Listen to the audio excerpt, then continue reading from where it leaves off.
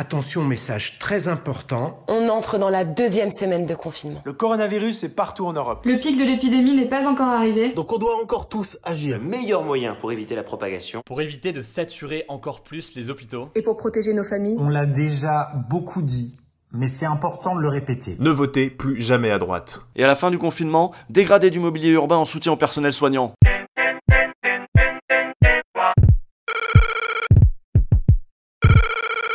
Le confinement, ça a eu des effets assez étranges. D'abord, on a vu Macron retweeter le joueur du grenier, on a vu des manifs de gilets jaunes sur Animal Crossing. Et surtout, on a vu des chanteurs qui bougeaient même plus leur cul pour aller aux enfoirés, là d'un coup se réveiller, sortir de leur léthargie pour aller se lancer dans la folle aventure des réseaux sociaux.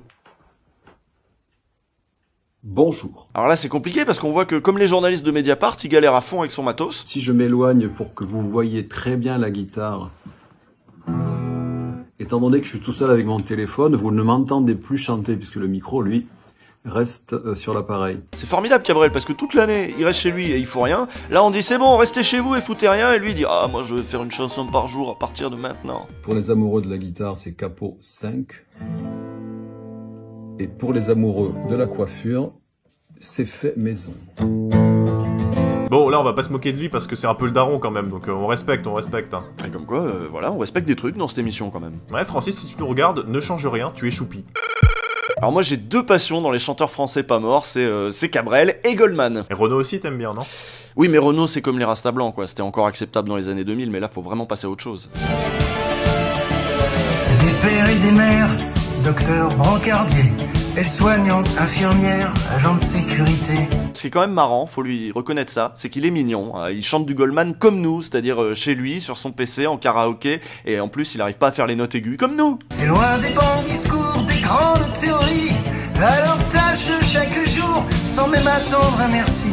Goldman il est mignon, mais là j'ai failli faire un thread sur Twitter pour dire qu'il était problématique, tu vas voir, j'ai envie de le cancel là. C'est pas sa voix qui est problématique quand même. Non, c'est qu'il dit merci à tout le monde. À tout le monde?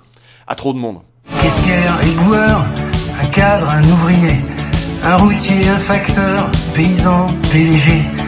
Merci, merci les boulangers, les politiques, les équipages, les cheminots. Ah oui, c'est un peu comme Renault, mais un Renault qui tournerait au thé vert quoi. Pour terminer, on a une breaking news d'un camarade pour qui le confinement tourne mal. Souvenez-vous, c'était dans l'épisode 1 des Confinautes. Faudrait une rubrique « Racontez-nous vos histoires ». Franchement. Ah mais si, le site il à refaire, c'est ça. Ouais bon, solidarité avec Sylvain, coincé avec Ruffin. Sylvain, dans la prochaine vidéo du député, si t'as besoin d'aide, tu poses une bouteille de jus d'orange au premier plan et puis tu tousses 2 fois. Eh bien, regardez ce qui s'est passé dans le live de Ruffin le 21 mars. C'est pour ça que vous n'aurez pas de nouvelles de moi pendant le week-end. Je vais essayer de continuer à bosser. Pourquoi tu mets du produit là? Pourquoi? Ah, c'est... Sinon, on peut la mettre à la fin. D'accord. Les Confinautes, seulement 3 épisodes et déjà une influence nationale. Mais oui, maintenant on veut un coucou de Francis Cabrel. Francis, si tu nous regardes, la prochaine vidéo que tu tournes, au début commence en disant « Bonjour ». Voilà, c'était l'épisode 3. Si vous voulez revoir les anciens épisodes, n'hésitez pas à vous abonner à la chaîne YouTube OLG Bonus. Et voilà, puis nous on se retrouve demain dans À l'air libre, l'émission quotidienne de Mediapart. C'était un ministère sans rien de particulier, dans un gouvernement dont le nom m'a échappé. Il faisait son boulot, soutenir les Condés, les couvrir sans honte, leur faire un petit café. C'était un Marseillais au cœur tendre mais fier. On chantera longtemps le nom de Castaner. Et loin des beaux discours, des grandes théories, à sa tâche chaque jour, on pourrait dire de lui. Il changeait la vie. Merci.